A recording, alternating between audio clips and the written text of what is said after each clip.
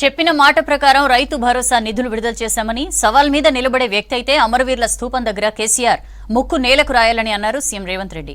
Armoor corner meeting లో పాల్గొన్న Revanth BJP BRS పై తీవ్ర స్థాయిలో ఫైర్ అయ్యారు. రైతు బిడ్డ జీవన్ రెడ్డిని గెలిపిస్తే నిజామాబాద్ అభివృద్ధి అవుతుందని చెప్పారు.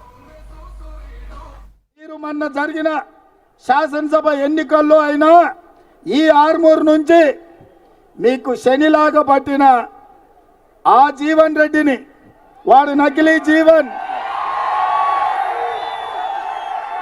నికార్సైన జీవన్ అన్న ఇక్కడున్నారు.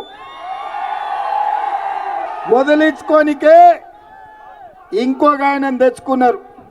ఇవాళ మీ పరిస్థితి పెన్నం మీద నుంచి పోయి పొయ్యిలో పడ్డట్టు అయింది. మీకందరికీ నేను ఒక్క మాట చెప్పదలుచుకున్నా, మీ సమస్యలు పరిష్కరించాలన్నా, మీ పసుపు బోర్డు మీకు రావాలన్నా, మీ చక్కెర కర్మాగారం తొందరలోనే తెరుచుకోవాలన్నా పెద్దలు జీవన్ రెడ్డి గారు పార్లమెంటుకు ఎన్నిక కావాలి.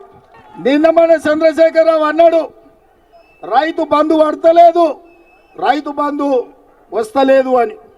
నేను చెప్పిన మే 9 తారీఖు లోపల రైతు బంధు వేసే బాధ్యత నాది.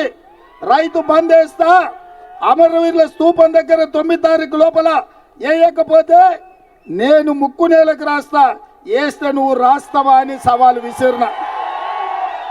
ఇవాళ ఆ సవాలు విసిరి 9 తారీఖు కాదు 6 తారీఖు లోపలనే ఈ రాష్ట్రంలో ఉండే 69 లక్షల రైతులకు రైతు భరోసా పథకం కింద ఆఖరి రూపాయి వరకు 6 తారీఖు నాడే అందరి ఖాతాలు వేసిన. ఇవాళ చంద్రశేఖరరావు నేను అడుగుతున్నా, నీకు సిగ్గుమానం ఉంటే రా అమరవీరుల స్థూపం దగ్గరికి, లేకపోతే ఆర్మూర్ అంబేద్కర్ చౌరస్తలకు రా. సవాలు విసురుడు కాదు, సవాళ్లు స్వీకరించే దమ్ముండాలి కేసీఆర్. అందుకే నేను చెప్పదలుచుకున్న ఆర్మూర్ రైతాంగానికి, మీ అన్న, మీ సోదరుడు, మీ రేవంత్ అన్న, మీ తమ్ముడు మాట ఇస్తే మాట కోసం తల తెగి కింది పడ్డా వెనక్కి తిరిగి చూడాడు.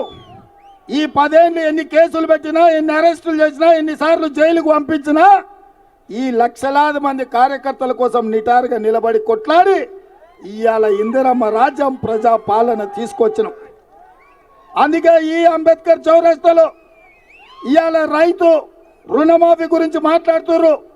నేను హరీష్ రావు అన్నాడు, నేను మన ఎన్నికల ప్రచారంలో తెలంగాణ రైతాంగానికి మాట ఇచ్చిన 15 ఆగస్టు లోపల 2 లక్షల రైతు రుణమాఫీ చేస్తా అని.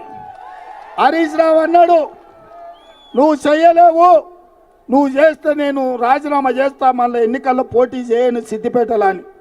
నేను అన్న హరీష్ రావుతోని, రాజీనామా పత్రం జేబులో పెట్టుకో, 15 ఆగస్టు నాడు ఈ దేశానికి స్వాతంత్రమే కాదు, రైతులకు రుణమాఫీ నుంచి స్వతంత్రమే కాదు, సిద్దిపేట పట్టిన శనీశ్వరరావును కూడా వదిలిస్తా అని. అందుకే ఇవాళ ఆర్మూర్ ప్రజలకు, ఆర్మూర్ రైతాంగానికి, నిజామాబాద్ రైతాంగానికి నేను మాట ఇస్తున్నా, ఆర్మూర్ సుద్దులగుట్ట సాక్షిగా 15 ఆగస్టు లోపల 2 లక్షల రూపాయల రుణమాఫీ చేసి తీరుతా. కాస్కో శనీశ్వరరావు, శాశ్వతంగా నీ పీడ సిద్దిపేటకు విరగడి అవుతుంది అని చెప్పి నేను ఈ వేదిక మీద నుంచి చెప్పదలుచుకున్నా.